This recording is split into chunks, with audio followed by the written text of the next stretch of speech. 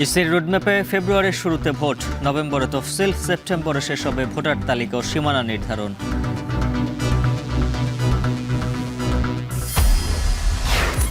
প্রথম দিন বয়কটের পর ঐকমত্য কমিশনের বৈঠকে যোগ দিল জামায়াত, মতপার্থক্য আরও কমে আসার আশা।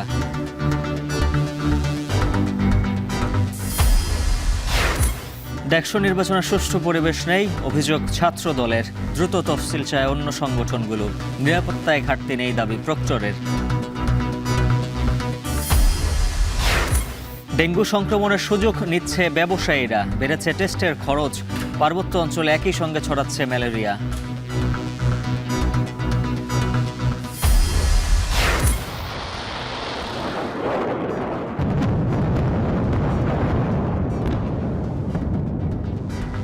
রাতভর ইরান ইসরায়েল পাল্টাপাল্টি ক্ষেপণাস্ত্র হামলা, নিঃশর্ত আত্মসমর্পণের আহ্বান ট্রাম্পের।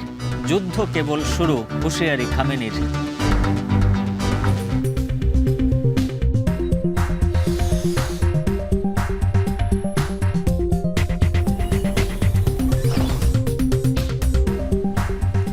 স্বাগত। এখন ঢাকায় পুরো আয়োজনের সঙ্গে আছে আমি উজ্জ্বল হাফিজ।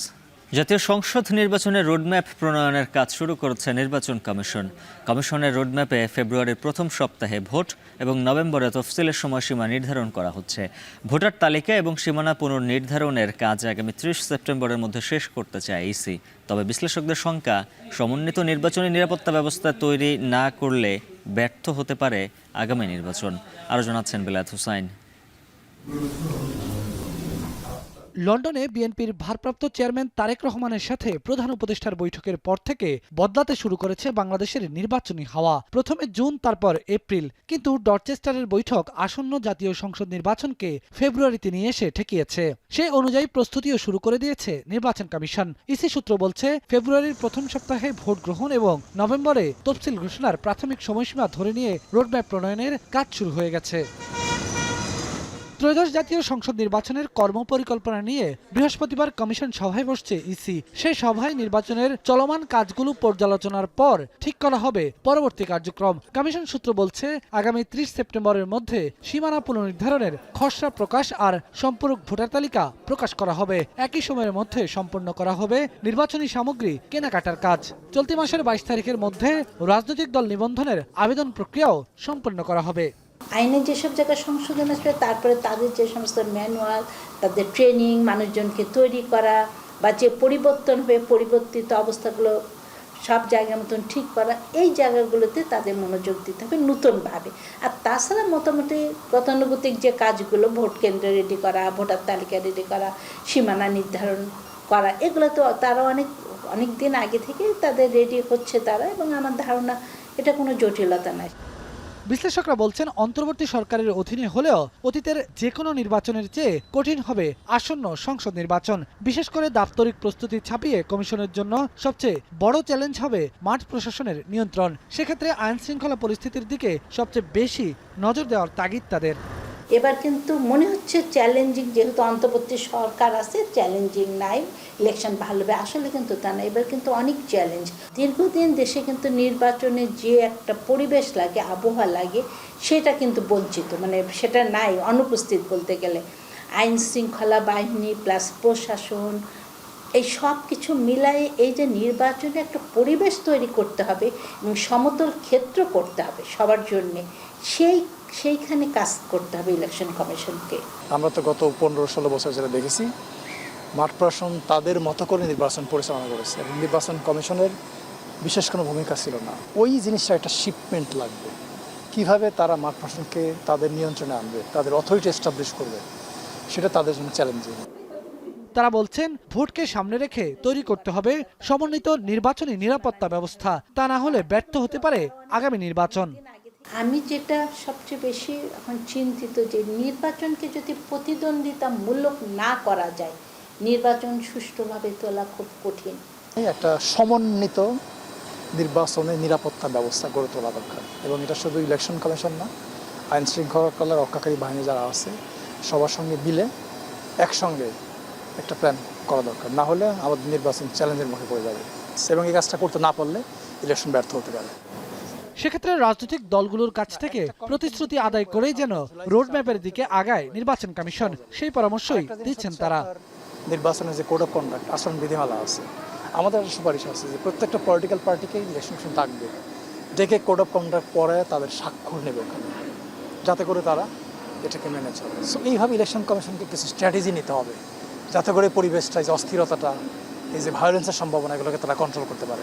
যদি কমিশন এক জায়গায় পলিটিক্যাল পার্টিগুলোকে বসায় একটা আচরণ বিধিমালা এগ্রিমেন্ট করায় নিতে পারে যে হ্যাঁ আমরা এই নির্বাচন করব, অতীতে যেরকম হয়েছে এরকম হবে না, তা আপনাদের পক্ষ থেকে এই জিনিসগুলো মানতে হবে।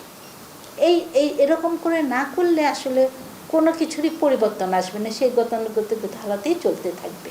তাদের প্রত্যেকের কথা কমিশনে শোনা উচিত এবং প্রত্যেকের কথা শুনে তারপরে তাদের লক্ষ্যমাত্রা ঠিক করা উচিত যে আমরা কি কি করতে চাচ্ছি। আগামী জাতীয় সংসদ নির্বাচনে যেসব স্থাপনাকে ভোট কেন্দ্র হিসেবে ব্যবহার করা হবে, এরই মধ্যে সেসব স্থাপনা মেরামতের কাজ শুরু হয়ে গেছে। বিধি অনুযায়ী নির্বাচনের 25 দিন আগে চূড়ান্ত করা হবে ভোট কেন্দ্রের তালিকা।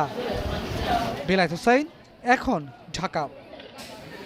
ঐকমত্য কমিশনের দ্বিতীয় দফার দ্বিতীয় দিনের আলোচনা শুরু হয়েছে। গতকাল অংশ না নিলেও সার্ভিস একাডেমিতে আজকের বৈঠকে অংশ নিয়েছে জামায়াত।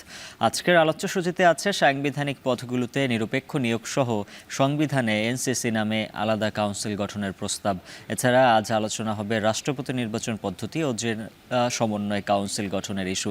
সভার সূচনা বক্তব্যে কমিশনের সহসভাপতি ডক্টর আলী রিয়াজ বলেন, কমিশন আশা করেন দলগুলো আজকের বৈঠক থেকে সিদ্ধান্তে পৌঁছাবেন। সবচেয়ে খুশি হব যদি আমরা এই বিষয়ে একটা সিদ্ধান্ত আসতে পারি আজকে, যেগুলো আমাদেরকে কাজের ক্ষেত্রে অনেক বেশি সাহায্য করবে। কিন্তু যেটা গতকাল আমরা বলেছি আলোচনার সময় আগেও আপনারা বলেছেন যে তারা ওটা হচ্ছে জরুরি দরকার, সেটা হচ্ছে সমস্ত বিষয়ে যেন আমরা সিদ্ধান্ত গ্রহণের ক্ষেত্রে যেটাকে আমরা বলি যে সকলের আলোচনার মধ্য দিয়ে যেন আমরা একটা জায়গায় আসতে পারি। ইশরাক হোসেনকে মেয়রের দায়িত্ব বুঝিয়ে না দেওয়ার প্রতিবাদে আজও নগর ভবনে অবস্থান কর্মসূচি পালন করছেন সমর্থকরা। একই সাথে নিজস্ব উদ্যোগ ও ব্যবস্থাপনায় নাগরিক সেবা চালুর উদ্যোগের অংশ হিসেবে ঢাকা দক্ষিণের কর্মকর্তাদের সাথে বৈঠক করবেন তিনি। সেখানে আছেন সহকর্মী মেহেরিন আনি, বিস্তারিত জানবো তার কাছ থেকে। ইশরাক হোসেন বৈঠকে এসে উপস্থিত হয়েছেন কিনা, আর তার সমর্থকদের বক্তব্য কি, তারা কি বলছেন?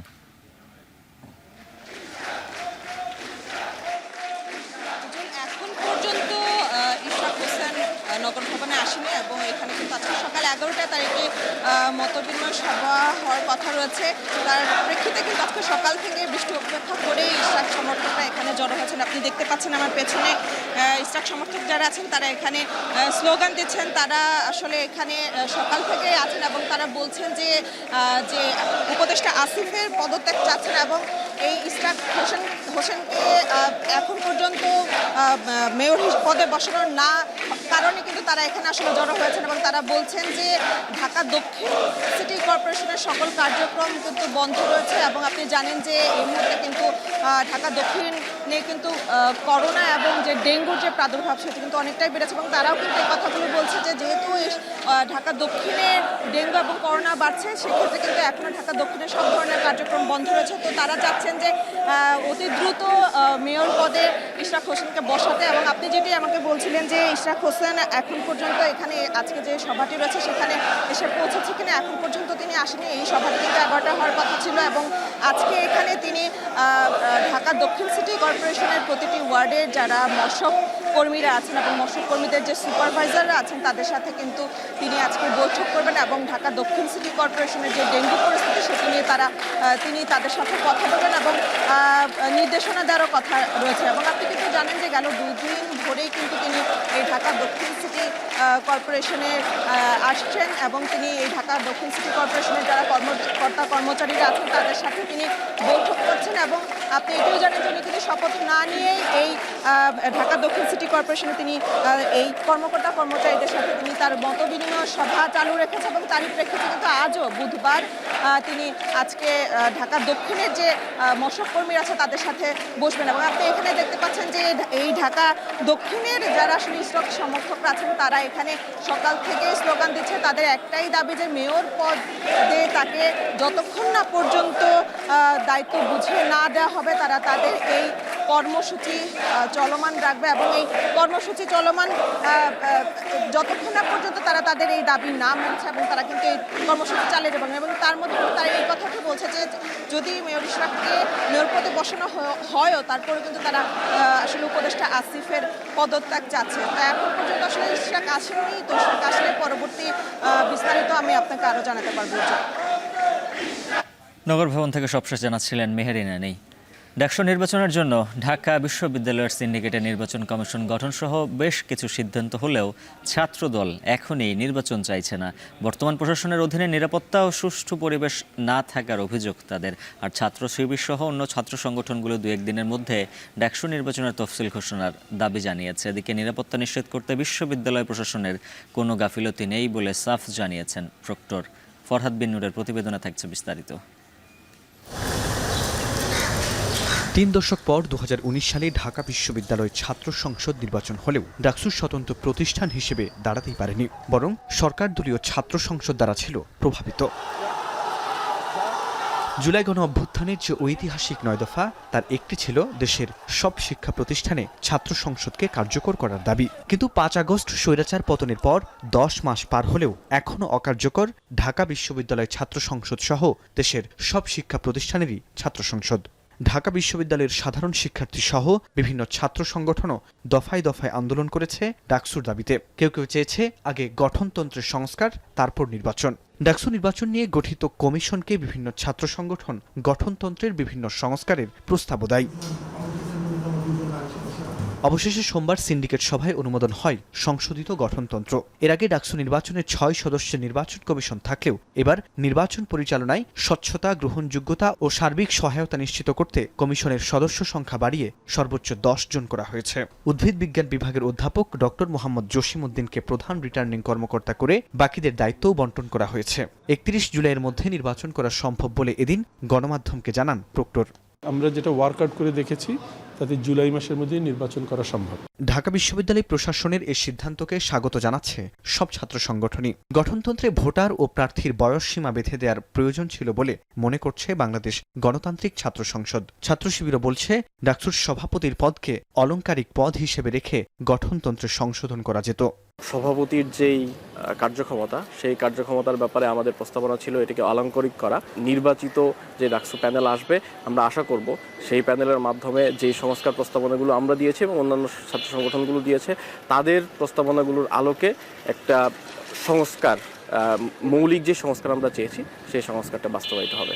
এখন যেহেতু নির্বাচন কমিশন গঠন হয়ে গিয়েছে, আমরা আশা করব যে 2-1 দিনের ভিতরেই ডাকসু নির্বাচনের পূর্ণাঙ্গ তফসিল ঘোষণা করা হবে। শিক্ষার্থীদের নিরাপত্তা নিশ্চিতেই আসলে ছাত্র সংসদ নির্বাচনটা প্রয়োজন। তবে ঢাকা বিশ্ববিদ্যালয়ের অন্যান্য ছাত্র সংগঠনের থেকে একেবারে উল্টো অবস্থান ছাত্রদলের। সংগঠনটির দাবি, এখনও ডাকসু নির্বাচনের জন্য সুষ্ঠু পরিবেশ তৈরি হয়নি। এই প্রশাসনের আসলে সক্ষমতা নাই ঢাকা বিশ্ববিদ্যালয়ের শিক্ষার্থীদেরকে নিরাপত্তা দেওয়ার। এরকম একটা পরিস্থিতি রেখে আসলে এই প্রশাসন কোনোভাবেই সুষ্ঠু এবং কার্যকর পরিবেশ নিশ্চিত করতে সক্ষম না। এদিকে প্রক্টর বলছেন, ক্যাম্পাসে নিরাপত্তা নিশ্চিত করতেই বিশ্ববিদ্যালয় প্রশাসন কাজ করে যাচ্ছে।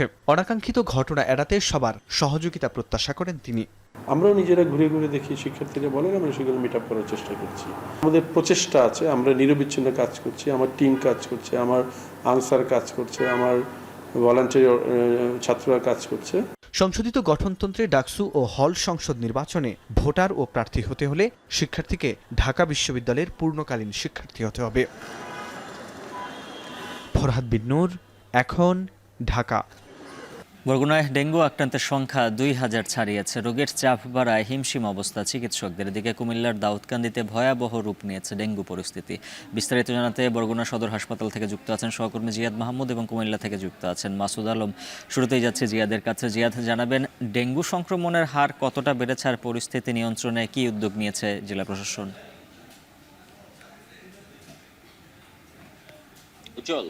আক্রান্তের সংখ্যা 2000 ছাড়ালো, মানে আজকে পর্যন্ত মোট আক্রান্তের সংখ্যা 2048 জন এবং গত 24 ঘন্টায় 63 জন নতুন ডেঙ্গু রোগী শনাক্ত হয়েছে উপকূলীয় জেলা বরগুনা। এবং এখানে চিকিৎসা কার্যক্রম ব্যাহত হওয়ার কারণ হিসেবে আমার পেছনে দেখছেন যে রোগীর স্বজনরা মেঝেতে কিংবা অন্য কোথাও জায়গা না পেয়ে সিঁড়িতে বসে আছেন এবং এসব কারণেই একজন রোগীর সাথে যখন 3 থেকে 4 জন স্বজন এসে পড়ছেন তখন কিন্তু একটা বিশৃঙ্খলার সৃষ্টি হচ্ছে হাসপাতাল জুড়ে। তো এই লক্ষ্যে এখানকার যারা স্বেচ্ছাসেবী সংগঠনের কর্মীরা রয়েছেন তারা কিন্তু কাজ করছেন, তারা তাদের বোঝাচ্ছেন এবং সরিয়ে দেওয়ার চেষ্টা করছেন। তারপরেও কিন্তু একজন রোগীর সাথে 3 থেকে 4 জন করে ভিজিটর থাকছেন। এখানে একটি বিষয় দেখাচ্ছে আপনাকে যে এখানে যে বারবার বলা সত্ত্বেও যে ডাবের খোসা নিয়ে এখানে কিন্তু প্রবেশ করছেন রোগী ও স্বজনরা, যেটি আবার যত্রতত্র ফেলে দেওয়ার ফলে সেখানে বৃষ্টির পানি জমে পুনরায় ডেঙ্গুর যে এডিস মশার বংশ বিস্তারে কিন্তু একটা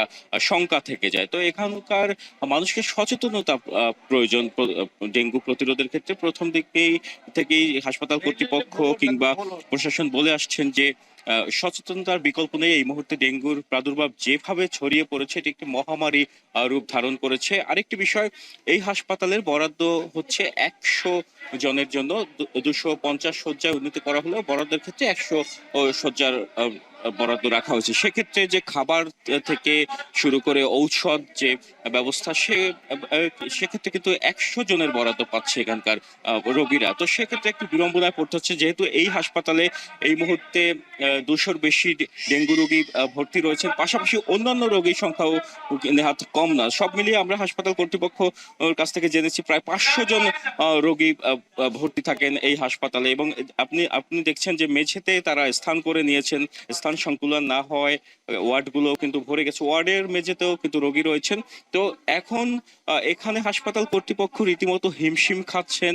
চিকিৎসকের বিষয়ে একটি অভিযোগ রয়েছে যে 10 জন চিকিৎসকের পদায়ন করা হয়েছিল বরগুনা সদর হাসপাতালে জরুরি পরিস্থিতিতে, তবে সেই 10 জন এখনো পর্যন্ত এখানে যোগদান করেনি। এক্ষেত্রে এখানকার সচেতন মহল বলছেন যে এই সময়ে নৈতিকতা, পেশাগত নৈতিকতার একটা পরীক্ষা দেওয়ার সময়, সেই সময় যদি তারা যোগদান না করেন তাহলে কিন্তু বরগুনার জন্য একটু বিপজ্জনক সেটি। এবং ডেঙ্গু পরিস্থিতি সামাল দিতে দিতে এখানকার যারা কর্তব্যরত চিকিৎসা রয়েছেন তারা বেশ বেগ পেতে হচ্ছে তাদের। তো এই ছিল বরগুনার সার্বিক ডেঙ্গু পরিস্থিতির সবশেষ তথ্য। আমরা জানবো কুমিল্লার পরিস্থিতির সহকর্মী মাসুদ আলমের কাছ থেকে। মাসুদ, জানাবেন অতি ঝুঁকিপূর্ণ দাউদকান্দির ডেঙ্গু পরিস্থিতির সবশেষ কি তথ্য রয়েছে?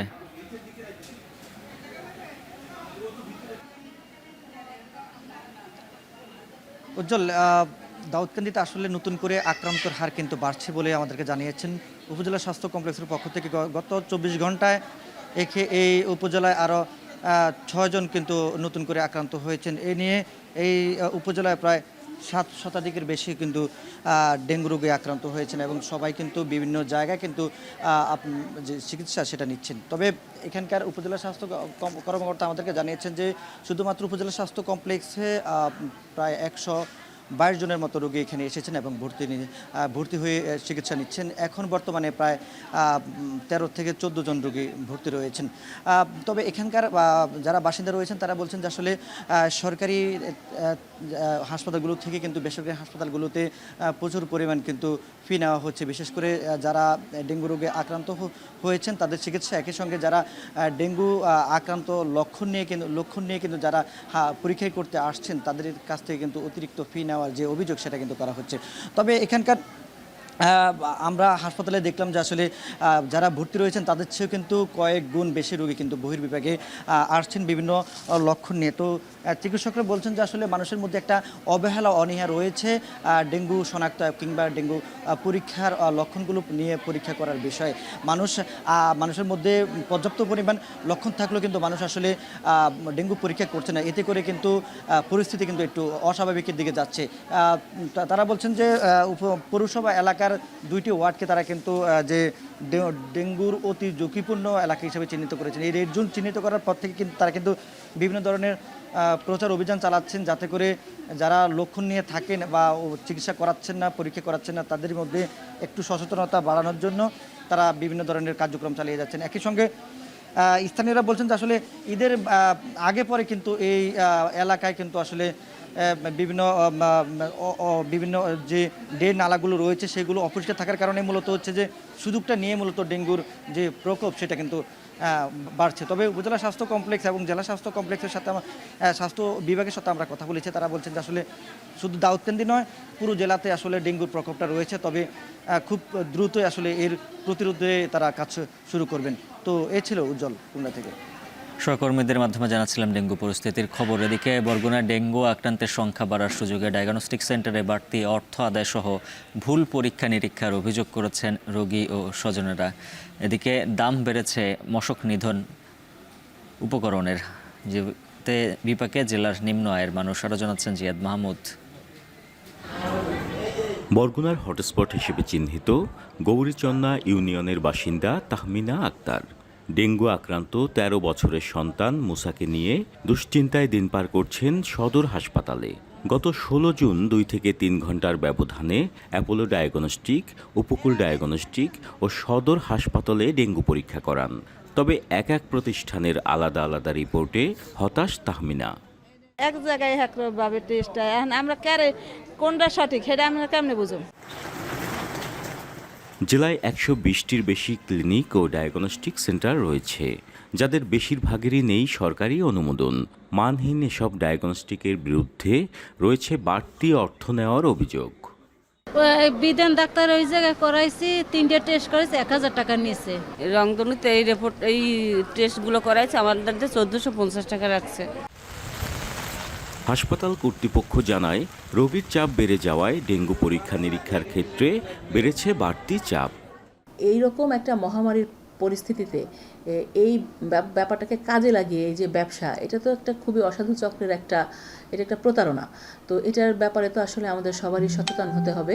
ডায়াগনস্টিক অ্যাসোসিয়েশনের একটা চার্ট আছে, মূল্য তালিকা, পরীক্ষা নিরীক্ষার মূল্য তালিকা আছে। এই মূল্য তালিকার বাইরে যদি কেউ নেয় তাহলে আমরা সমিতির পক্ষ থেকে তার প্রতি ব্যবস্থা নেওয়া হবে। প্রতিনিয়ত বেড়েই চলছে ডেঙ্গু আক্রান্তের সংখ্যা, বেড়েছে মৃত্যুও। এ সুযোগ কাজে লাগিয়ে ব্যবসায়ীরা বাড়িয়েছেন মশার কয়েল ও মশা তাড়ানোর সরঞ্জামের দাম। ছোট ছোট বাচ্চাদের মনে করেন মশারি দিয়েও রাখা যায় না, খুব সমস্যা। গরিবের অনেক কষ্ট হইতেছে, মনে করেন এক প্যাকেট কয়েল কিনতে গেলে ৮০ টাকা ১০০ টাকা লাগে। আর স্প্রের দাম তো ৭০০ টাকা, এত কেনার সমর্থ কারো নাই। অসাধু ব্যবসায়ী ও মানহীন ক্লিনিক ও ডায়াগনস্টিকের বিরুদ্ধে পদক্ষেপের আশ্বাস পৌর প্রশাসক ও সিভিল সার্জনের।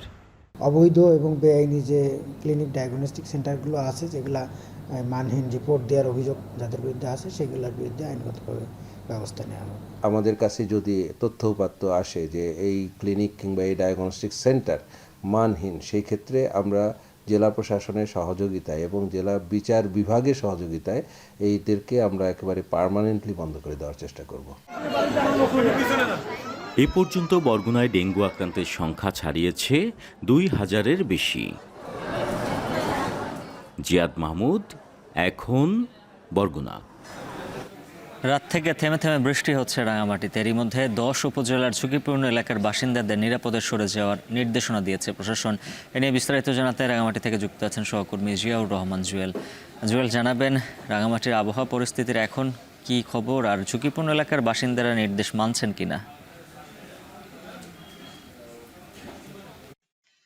উজ্জ্বল, আপনি জানেন যে গত ১৬ জুন থেকে সকাল ১০টা থেকে মূলত পরবর্তী ৭২ ঘন্টায় ভারী এবং অতি ভারী বৃষ্টিপাতের যে সতর্কবার্তা আবহাওয়া অফিস দিয়েছে, সেটি মূলত রাঙ্গামাটি, খাগড়াছড়ি, বান্দরবান, চট্টগ্রাম, কক্সবাজার এই ৫টি জেলায় ভূমিধস এবং বিশেষ করে পাহাড় ধসের সংখ্যার কথা বলা হয়েছে।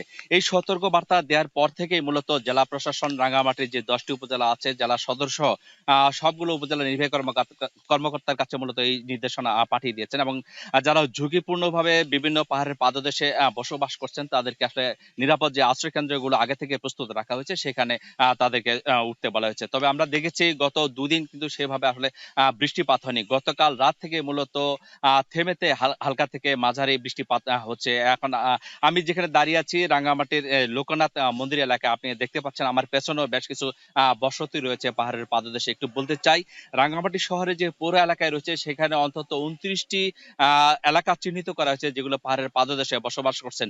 এমন অন্তত ৫,০০০ পরিবার রয়েছেন যাদের ২০,০০০ মানুষ এই ঝুঁকিপূর্ণ অবস্থায় বসবাস করছেন এবং এই বসবাসকৃত মানুষদের জন্য ঝুঁকিপূর্ণ অবস্থাতেই যারা ভারী বৃষ্টিপাত শুরু হলেই মূলত যে বৃষ্টি আশ্রয় কেন্দ্র রাখা হয়েছে প্রস্তুত, সেখানে তাদেরকে উঠতে বলা হয়েছে। একই সঙ্গে রাঙ্গামাটির যে আরো সদস্য 10টি উপজেলা রয়েছে সেখানে 267টি আশ্রয় কেন্দ্র প্রস্তুত রাখা হয়েছে, যেখানে ভারী বৃষ্টিপাত হলেই কেবলমাত্র তারা যেন নিরাপদ আশ্রয়ে উঠতে পারেন সেই ব্যবস্থা জেলা প্রশাসন থেকে উপজেলা প্রশাসনকে নির্দেশ দেওয়া হয়েছে। একই সঙ্গে জেলা প্রশাসন এবং উপজেলা প্রশাসনে ব্যাপক ত্রাণের প্রস্তুতি রয়েছে এবং যদি বলি যে উদ্ধার তৎপরতা যদি ওই ধরনের পরিস্থিতি তৈরি হয়, মূলত সেখানে rover scout, fire service, police এবং আরো যারা বিভিন্ন এনজিও সংস্থা রয়েছে তাদের যে উদ্ধারকর্মী রয়েছেন তাদেরকে সার্বক্ষণিকভাবে প্রস্তুতির নির্দেশনা দেওয়া হয়েছে। আমরা দেখেছি যে প্রশাসন থেকে এখন পর্যন্ত সবগুলো এলাকায় যারা ঝুঁকিপূর্ণ বসবাস করেছেন তাদেরকে নির্দেশনা দেওয়া হয়েছে ভারী বৃষ্টিপাত হলেই কেবলমাত্র তারা যেন আশ্রয় কেন্দ্রে ওঠে। এখন পর্যন্ত আমরা কোনো আশ্রয় কেন্দ্রে উঠতে কাউকে দেখিনি এবং একই সঙ্গে জেলার কোথাও পাহাড় ধসের কোনো ঘটনা এখন পর্যন্ত আমরা জানতে পারিনি। রাঙ্গামাটি থেকে এই ছিল আমার কাছে সবশেষ। উজ্জ্বল। করোনা সংক্রমণ বাড়তে থাকায় টিকাদান কার্যক্রম আবারও শুরু করেছে চট্টগ্রাম সিটি কর্পোরেশন। এ নিয়ে বিস্তারিত জানাতে নগরের সিটি কর্পোরেশন হাসপাতাল থেকে যুক্ত আছেন সহকর্মী ফাইসাল করিম। ফাইসাল, জানাবেন ভ্যাকসিন নেওয়ার ক্ষেত্রে কারা কারা অগ্রাধিকার পাচ্ছেন আর টিকা কার্যক্রম নিয়ে সাধারণ মানুষের সাড়া কেমন দেখছেন? উজ্জ্বল, ঘোষণা অনুযায়ী সিটি কর্পোরেশন আজ সকাল থেকেই এই টিকা কার্যক্রম শুরু করে এবং সিটি কর্পোরেশনের যে জেনারেল হাসপাতাল আছে সেখানে কিন্তু আমরা দেখেছি সেই টিকা কার্যক্রমে এখনও সেভাবে সাড়া পাওয়া যাচ্ছে না। সকাল থেকে যদি হিসেব করি তাহলে আমরা এখানে খোঁজ নিয়ে জেনেছি যে মাত্র 3 জন এখন পর্যন্ত এই টিকা নিয়েছেন। এখানে যে টিকাটি দেওয়া হচ্ছে সেটি হচ্ছে ফাইজারের টিকা এবং এই টিকা কিন্তু সকাল থেকে নিয়েছেন 2 জন পুরুষ এবং 1 জন মহিলা এবং তাদের বয়স দুজনের 56 এবং একজন 38 বছর বয়সী পুরুষ এই টিকা নিয়েছেন। তবে যারা কর্মচারী বা এখানে কর্মকর্তা আছেন তারা বলছেন যে তাদের পর্যাপ্ত পরিমাণ টিকা আছে এবং পুরো চট্টগ্রামে আসলে 80,000-এর মতো ফাইজার টিকা মজুদ আছে। তবে সেভাবে কিন্তু সেটি সাড়া পাচ্ছেন না তারা এবং এক্ষেত্রে তারা জানিয়েছেন যে আসলে যারা আগে কখনো টিকা নেননি, একেবারেই কখনো টিকা নেননি, সেক্ষেত্রে যে কেউ 18 বছরের ঊর্ধ্বে যে কেউ কিন্তু এই টিকাটি নিতে পারছেন এবং যারা আগে টিকা নিয়েছেন সেক্ষেত্রে বুস্টার ডোজ হিসেবে তারা যাদের টিকার মেয়াদ 6 মাস পেরিয়েছে তারা কিন্তু টিকা নিতে পারবেন। এক্ষেত্রে অগ্রাধিকার পাচ্ছেন যাদের বয়স 60 বছরের বেশি, যাদের রোগ প্রতিরোধ ক্ষমতা কম কিংবা 18 বছরের ঊর্ধ্বে যাদের জটিল রোগ আছে তারা কিংবা প্রসূতি যারা আছেন তারা কিন্তু এখানে অগ্রাধিকার পাচ্ছেন। তবে আজকে কিন্তু সকলকেই টিকা দেওয়া হচ্ছে। 18 বছরের বেশি হলে এখানে টিকা নিতে পারবেন যে কেউ এবং যেহেতু বেশিরভাগ আমরা অনেকেই যারা টিকা নিয়েছে তাদের টিকা নেওয়ার মেয়াদ 6 মাসের বেশি পেরিয়ে গেছে, সেহেতু অধিকাংশ মানুষই কিন্তু টিকা নিতে পারবেন। তবে সারা কিন্তু সেভাবে পাওয়া যাচ্ছে না এবং সিভিল সার্জন কার্যালয় থেকে যেটি আমাদের জানানো হয়েছে যে চট্টগ্রামে বিভিন্ন উপজেলায় কিন্তু ইতিমধ্যে তারা টিকা পাঠিয়ে দিয়েছেন, 300 ডোজ করে টিকা পাঠানো হয়েছে। তবে সেখানে কিন্তু আসলে সেভাবে সাড়া পাওয়া যাচ্ছে না এবং উপজেলা পর্যায়ে আসলে সেভাবে কেউ টিকা নিতে আসছেন না এবং এখানেও আমরা আজকে যেটি দেখছি যে 2টি বুথ কিন্তু এখানে চালু করা হয়েছে চট্টগ্রাম সিটি কর্পোরেশনের এই হাসপাতালে। 2টি বুথ, একটি মহিলাদের জন্য একটি পুরুষের জন্য। এখানে কিন্তু সেভাবে কোনো সাড়া নেই এবং আমরা দেখেছি সকাল থেকে একেবারেই কম মানুষ এই টিকা নিতে এসেছেন এবং সিটি কর্পোরেশনের পক্ষ থেকেও জানানো হয়েছে যে চট্টগ্রামে তারা 7টি অঞ্চলে ভাগ করা হয়েছে টিকা দেওয়ার জন্য এবং 7টি অঞ্চলে প্রতি অঞ্চলে আসলে 300 ডোজ করে টিকা পাঠানো হয়েছে, যদিও সেখানে কিন্তু সেভাবে সাড়া পাওয়া বা সাড়া মিলছে না। এক্ষেত্রে যারা কর্মকর্তা আছেন তারা জানিয়েছেন যে মূলত যে টিকা কার্যক্রমের যে আনুষ্ঠানিক উদ্বোধন সেটি তারা রবিবার থেকে করবেন। এক্ষেত্রে যিনি মেয়র আছেন সিটি কর্পোরেশনের তিনি এটির আনুষ্ঠানিক উদ্বোধন করবেন আগামী রবিবার, এমনটি তারা জানিয়েছেন। সেক্ষেত্রে এই টিকা কার্যক্রমকে আরও বেগবান করার জন্য সিটি কর্পোরেশনের পক্ষ থেকে প্রচারণা চালানো হবে, জনসচেতনতা বাড়ানো হবে এবং তারপর থেকে আসলে টিকা নেওয়ার জন্য যে সচেতনতা, সেই সচেতনতা বা টিকা নেওয়ার যে ভিড় সেটি কিন্তু বাড়তে পারে। এক্ষেত্রে তারা বলছেন যে টিকা যদি আগে ভাগে নেওয়া হয় তাহলে করোনার যে ঝুঁকি সেটি কিন্তু অনেকটাই কমে যাবে। আমরা সবশেষ যে তথ্য সিভিল সার্জনের কাছ থেকে পেয়েছি, অফিস থেকে পেয়েছি, সেটি হচ্ছে 10 জন নতুন করে আক্রান্ত হয়েছেন এবং মোট 38 জন এই টিকা রোগে আক্রান্ত হয়েছেন, যার মধ্যে 35 জনই কিন্তু চট্টগ্রাম মহানগরের। প্রায় 9 বছর আগে রাজধানীর গুলশানের হলে আর্টিজান বেকারিতে সন্ত্রাসী হামলা ও নৃশংস হত্যাযজ্ঞের ঘটনায় করা মামলায় নব্যজেএমবির 7 সদস্যকে আমৃত্যু কারাদণ্ড ও অর্থদণ্ড দিয়ে হাইকোর্টের দেয়া পূর্ণাঙ্গ রায় প্রকাশিত হয়েছে। মঙ্গলবার রাতে সুপ্রিম কোর্টের ওয়েবসাইটে 229 পৃষ্ঠার পূর্ণাঙ্গ রায় প্রকাশ করা হয়। পূর্ণাঙ্গ রায়ে আদালত বলেছেন, হত্যাকাণ্ডের নির্মমতা, সন্ত্রাসীদের নিষ্ঠুর আচরণ এবং এই ঘটনার ফলে বহির্বিশ্বে বাংলাদেশের ভাবমূর্তি ক্ষুণ্ণ হয় বিবেচনা নিয়ে আপিলকারী আসামিদের যাবজ্জীবন কারাদণ্ডের ক্ষেত্রে প্রত্যেককে আমৃত্যু কারাদণ্ড প্রদান করা হলে ন্যায় বিচার নিশ্চিত হবে। এই মামলার ডেথ রেফারেন্স এবং আসামিদের আপিল ও জেল আপিলের উপর শুনানি শেষে 2023 সালের 10 অক্টোবর বিচারপতি শহীদুল করিম ও বিচারপতি মোহাম্মদ মোস্তাফিজুর রহমানের সমন্বয়ে গঠিত হাইকোর্ট বেঞ্চ ওই রায় দেন। ওই রায়ে মৃত্যুদণ্ডপ্রাপ্ত আসামিদের সাজা কমিয়ে আমৃত্যু কারাদণ্ড দেয়া হয়। এর আগে 2019 সালের 27 নভেম্বর বিচারিক আদালত তাদের মৃত্যুদণ্ডের রায় দেন। আমৃত্যু কারাদণ্ডপ্রাপ্ত 7 আসামি হলেন রাকিবুল হাসান ওরফে রিগান, মোহাম্মদ জাহাঙ্গীর হোসেন ওরফে রাজীব গান্ধী, আসলাম হোসেন ওরফে র্যাশ, হাদিসুর রহমান, আব্দুস সবুর খান, ওরফে সোহেল মাহফুজ, মামুনুর রশিদ ওরফে রিপন ও শরীফুল ইসলাম খালেদ।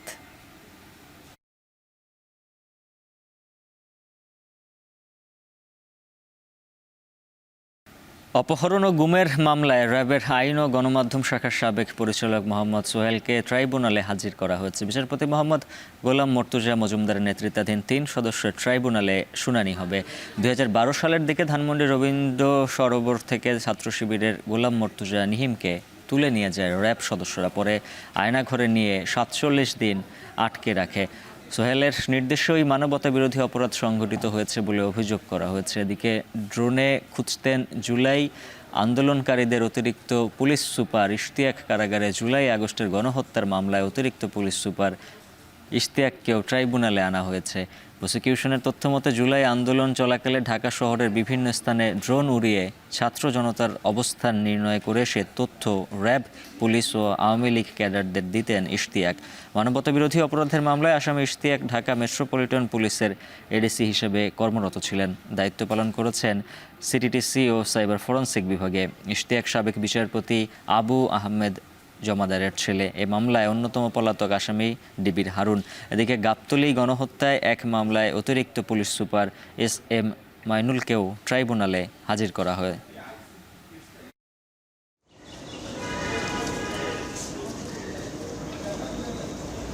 ইরানের নিঃশর্ত আত্মসমর্পণ চান ট্রাম্প। খামেনিকে হত্যায় আপাতত সায় না থাকলেও ভাবছেন ইরানের পারমাণবিক স্থাপনায় ইসরায়েলি হামলায় অংশ নেয়ার বিষয়ে। ইসরায়েলি দাবি খারিজ করে ইরান পারমাণবিক অস্ত্র তৈরি করছে না বলে মার্কিন গোয়েন্দা প্রধান জানালেও সে তথ্য আমলে নিতে নারাজ মার্কিন প্রেসিডেন্ট। এদিকে ইসরায়েলিদের প্রতি কোনো দয়া দেখাবে না বলে হুঁশিয়ারি দিয়েছেন দেশটির সর্বোচ্চ নেতা। আরও জানাচ্ছেন নুসরাত কামাল।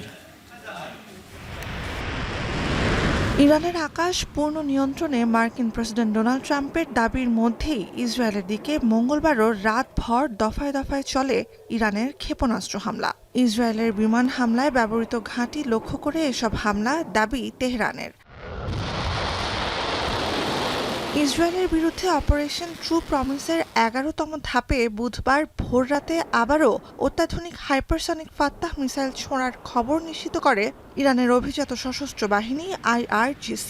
শব্দের চেয়েও দ্রুতগতির ক্ষেপণাস্ত্র ফাত্তাহ 1400 কিলোমিটার দূরের লক্ষ্যবস্তুতে আঘাত হানতে সক্ষম।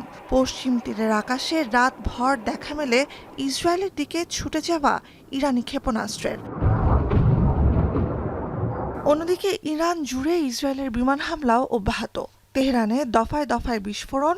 সব মিলিয়ে ইরান ইসরায়েল নজিরবিহীন সংঘাতে টানা 6ষ্ঠ দিনের মতো সাইরেনের আওয়াজ, রাতের আকাশ চিরে মুহুর্মুহু মিসাইলের ছুটে যাওয়া আর নিরস্ত্র মানুষের আতঙ্ক, যুদ্ধের চিরচেনা দৃশ্য। We've struck deep, hitting Iran's nuclear, ballistic and command capabilities. We are aiming at military targets. They are attacking civilian homes. Israel faces threats on many fronts. While we are working to remove threats from Iran, we are still fighting their proxy, Hamas, in Gaza. 6 দিনে ইসরায়েলের তুলনায় ইরানে 5 গুণ বেশি হামলার তথ্য জানিয়েছে যুক্তরাষ্ট্রভিত্তিক পর্যবেক্ষক সংস্থা, যাতে প্রাণ গেছে প্রায় 600 মানুষের। সবশেষ ইরানে কয়েকটি সামরিক স্থাপনা, বিশেষ করে পরমাণু কর্মসূচিতে জরুরি সেন্ট্রিফিউজ উৎপাদন কেন্দ্রে 50টির বেশি বিমান হামলার দাবি করেছে ইসরায়েল। তেহরানে দফায় দফায় বিস্ফোরণ অব্যাহত, বলছে বিভিন্ন আন্তর্জাতিক সংবাদ মাধ্যম। সংঘাত তীব্রতর হতে থাকার মধ্যেই বিমানবাহী রণতরী নিমিৎজের পর এবার মধ্যপ্রাচ্যে আরও বোমারু বিমান মোতায়েন করছে ইসরায়েলের ঘনিষ্ঠতম মিত্র যুক্তরাষ্ট্র। এরই মধ্যে ড্রোন ও ক্ষেপণাস্ত্র গুলি করে ভূপাতিত করতে সক্ষম F-16, F-22 ও F-35 সহ বিভিন্ন যুদ্ধ বিমান মোতায়েন করছে মার্কিন সেনাবাহিনী। যুদ্ধ পরিস্থিতি জটিল হতে থাকার মধ্যেই ইরানের নিঃশর্ত আত্মসমর্পণ দাবি করেছেন মার্কিন প্রেসিডেন্ট। জানিয়েছেন, সর্বোচ্চ ধর্মীয় নেতা আয়াতুল্লাহ আলী খামেনিকে আপাতত হত্যার পরিকল্পনা না থাকলেও ভাবছেন ইরানি পারমাণবিক কেন্দ্রে ইসরায়েলি হামলায় যোগ দেওয়ার কথা। ইসরায়েলি দাবি খারিজ করে ইরান পারমাণবিক অস্ত্র তৈরি করছে না বলে মার্কিন গোয়েন্দা প্রধান তুলসী গ্যাবার্ড জানালেও সেটি মানতে নারাজ ট্রাম্প। বিশ্লেষকরা বলছেন, তার কারণেই দিন দিন আরও জটিল হয়ে উঠছে ইরান যুদ্ধ পরিস্থিতি। Right now we are most likely the hours before a major escalation, rather de-escalation. what Trump has been signaling, tweeting today does not seem to suggest that he has any plans to actually give diplomacy a real chance. He's calling for surrender. I think he is likely miscalculating, thinking that the Iranians believe that surrender actually is an option. যুক্তরাষ্ট্রের সম্ভাব্য হামলার হুমকির প্রতিক্রিয়ায় যুদ্ধ শুরু বলে মন্তব্য করেছেন খামেনি। সামাজিক যোগাযোগ মাধ্যম এক্সে হুঁশিয়ারি দিয়ে বলেন, ক্ষমা করা হবে না ইহুদিবাদী শাসক গোষ্ঠী ও তাদের মদতদাতাদের, দেয়া হবে কঠোর জবাব। এ অবস্থায় ইরানের সামরিক অভিযানে যুক্তরাষ্ট্রের অংশগ্রহণ ঠেকাতে প্রেসিডেন্টের বিপরীতে সাংবিধানিক ব্যবস্থা নেওয়ার তোড়জোড় চালাচ্ছেন ডেমোক্র্যাট সিনেটর বার্নি স্যান্ডার্স সহ মার্কিন আইন প্রণেতারা। অন্যদিকে যুদ্ধ পরিস্থিতিতে নিরাপত্তাহীনতায় বুধবার থেকে শুক্রবার মার্কিন দূতাবাস বন্ধ জেরুজালেমে। অন্যদিকে পরিস্থিতি পর্যবেক্ষণ করার কথা জানিয়েছে লেবাননের সশস্ত্র রাজনৈতিক ও ইরানের ছায়া সংগঠন হিজবুল্লাহ। নুজহাত কামাল, এখন বিশ্ব। ইরানের সর্বোচ্চ নেতাকে হত্যা করলে আন্তর্জাতিক যে চাপ তৈরি হবে তা ইসরায়েল সামলাতে পারবে না বলে মনে করছেন বিশ্লেষকরা। পাশাপাশি আয়াতুল্লাহ খামেনিকে সরিয়ে দিলে মধ্যপ্রাচ্য সংঘাত থামবে এমন কোনো সম্ভাবনা দেখছেন না তারা। সতীর্থ কর্মকার জানাবেন বিস্তারিত। গেল 4 দশক ধরে নীতিগত অবস্থানে দৃঢ়তা দেখানোর পাশাপাশি কৌশলগত কূটনীতিতে একচ্ছত্র আধিপত্য ধরে রেখেছেন ইরানের সর্বোচ্চ নেতা আয়াতুল্লাহ আলী খামেনি। ইরানের অভ্যন্তরে অস্থিরতা নিয়ন্ত্রণ, আঞ্চলিক রাজনীতিতে গালফ উপসাগরীয় সুন্নি রাষ্ট্রগুলোকে টেক্কা দেয়া কিংবা যুক্তরাষ্ট্র ও ইসরায়েলের সঙ্গে সমানে সমানে টক্কর দিয়ে অবিসংবাদী এক নেতায় পরিণত হয়েছেন 86 বছর বয়সী খামেনি। ইসলামিক প্রজাতন্ত্রটির সুরক্ষার প্রশ্নে ইরাকের সঙ্গে 1988 সালে হওয়া যুদ্ধবিরতির চুক্তির পুনরাবৃত্তি বা 2015 সালে 6 শক্তিধর দেশের সঙ্গে পরমাণু চুক্তিতে রাজি হতে দেখা গেছে ক্যারিশম্যাটিক এই নেতাকে। পূর্বসূরি খোমেনির মতো ধর্মীয় ক্রেডেনশিয়াল না থাকলেও ইরানের নিরাপত্তা কাঠামোতে ইসলামিক গার্ড কর্পসকে ব্যবহার করেছেন কৌশলের সঙ্গে।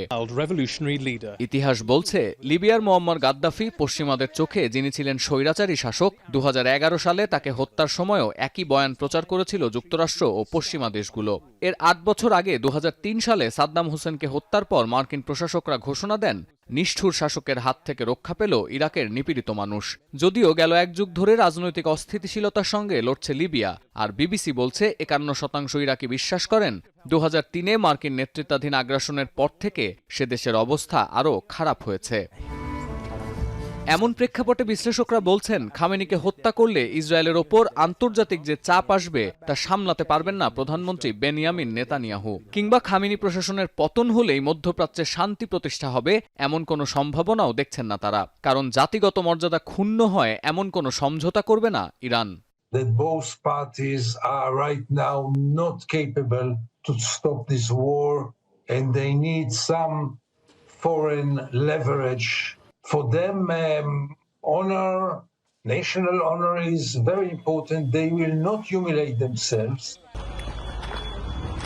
বিশ্লেষকদের দাবি, প্রতিপক্ষকে চাপ দিয়ে সংঘাত বন্ধের যে কূটনীতিতে আস্থা রেখেছেন ট্রাম্প তা বারবারই ব্যর্থ হচ্ছে।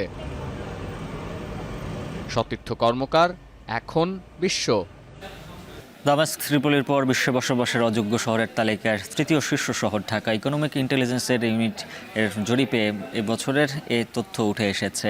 ব্রিটিশ সংবাদ মাধ্যম ম্যাগাজিন দ্য ইকোনমিস্টের সিস্টার অর্গানাইজেশন EIEU মঙ্গলবার প্রকাশ করে 173টি শহরের এ জরিপ। বলা হয়, ভূ রাজনৈতিক সংঘাত আর অস্থির শাসন ব্যবস্থার প্রভাব ফেলেছে সারা বিশ্বের স্থিতিশীলতা, শিক্ষা, স্বাস্থ্য আর অবকাঠামোতে। তবে বসবাসযোগ্যতা সূচকের গড় অপরিবর্তিত রয়েছে, 1 বছর আগেও যা ছিল 100-তে 76.1। তালিকায় ঢাকার পর চতুর্থ ও পঞ্চম বসবাস অযোগ্য শহর করাচি ও আলজিয়ার্স। অন্যদিকে শীর্ষ বসবাসযোগ্য শহর ডেনমার্কের রাজধানী কোপেনহেগেন।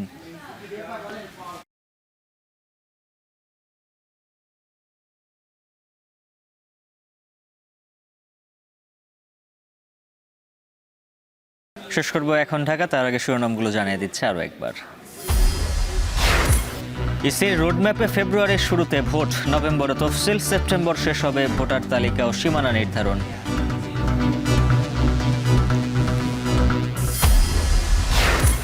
প্রথম দিন বয়কটের পর ঐক্যমত্য কমিশনের বৈঠকে যোগ দিল জামায়াত, মতপার্থক্য আরও কমে আসার আশা।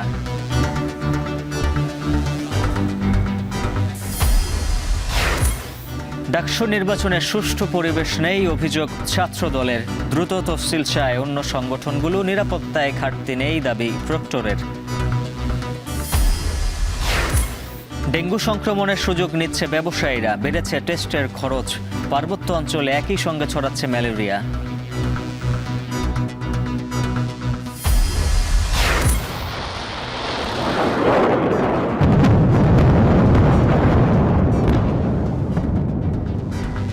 রাতভর ইরান ইসরায়েল পাল্টাপাল্টি ক্ষেপণাস্ত্র হামলা। নিঃশর্ত আত্মসমর্পণের আহ্বান ট্রাম্পের। যুদ্ধ কেবল শুরু, হুঁশিয়ারি খামেনির।